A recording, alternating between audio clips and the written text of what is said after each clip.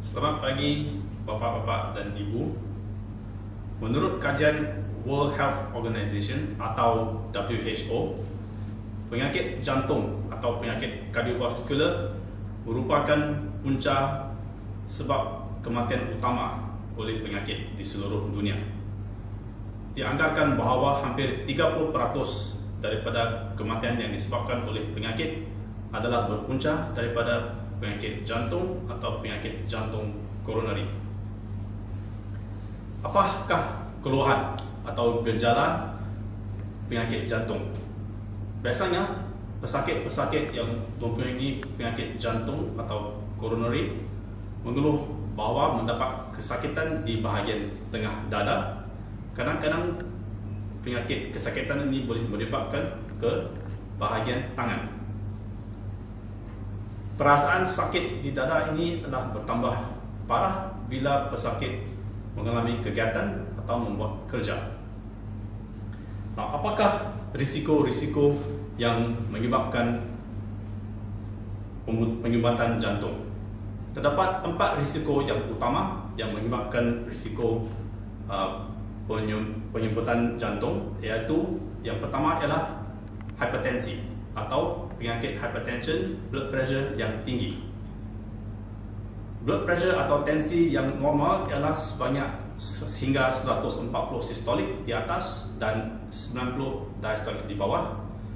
Bila pesakit memiliki tensi atau blood pressure yang sering melebihi 140 dan 90, ini adalah penyakit hipertensi, punca yang utama untuk penyumbatan jantung. Risiko yang kedua ialah penyakit diabetes atau kencing manis, di mana kandungan gula di dalam darah menjadi lebih tinggi, biasanya melebihi 120 unit atau 7 minimum. Faktor yang ketiga ialah tahap kolesterol yang tinggi, di mana kolesterol ini akan masukkan ke dalam salur darah jantung dan menyebabkan penyumbatan. Faktor yang keempat ialah faktor merokok. So, inilah 4 faktor risiko utama yang boleh menyebabkan penyumbatan jantung. Apakah cara awal untuk mengasan penyakit jantung sebelum pesakit mengalami serangan sakit jantung? Cara yang paling senang ialah dengan melalui treadmill atau stress test, di mana pesakit akan berlari di atas treadmill dan doktor akan menjalani EKG selepas stress test. Ketepatan treadmill adalah hanya mungkin 70%. Tahap yang kedua ialah ujian yang kedua ialah melalui CT scan, di mana ketepatannya melebihi 90%.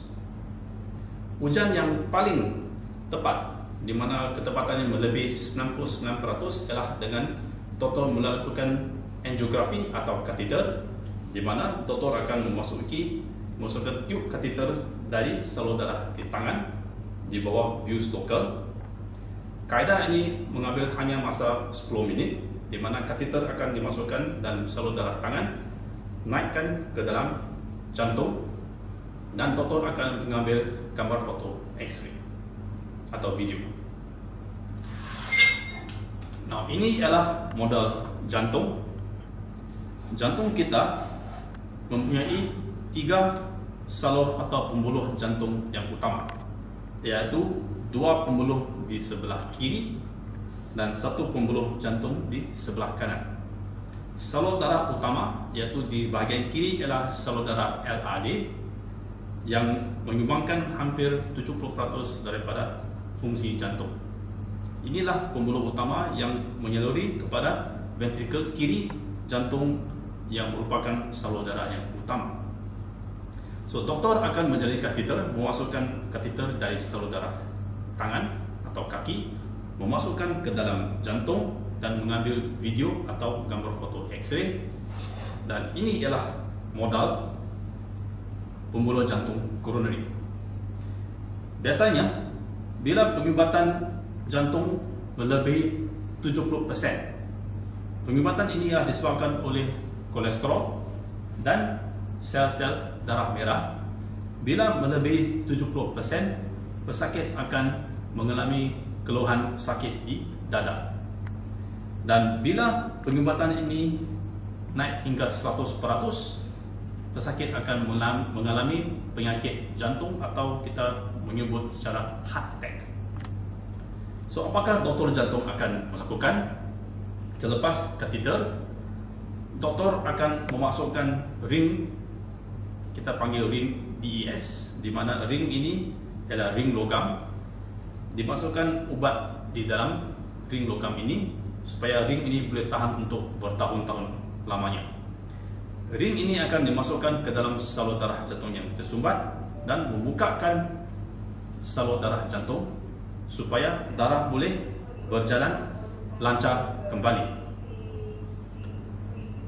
Ring-ring yang dahulu yang doktor guna adalah ring yang dibuat daripada bahan logam, boleh bertahan berbanyak tahun, dan dengan teknologi yang terkini, ring yang kita gunakan adalah BVS atau ring yang boleh hilang.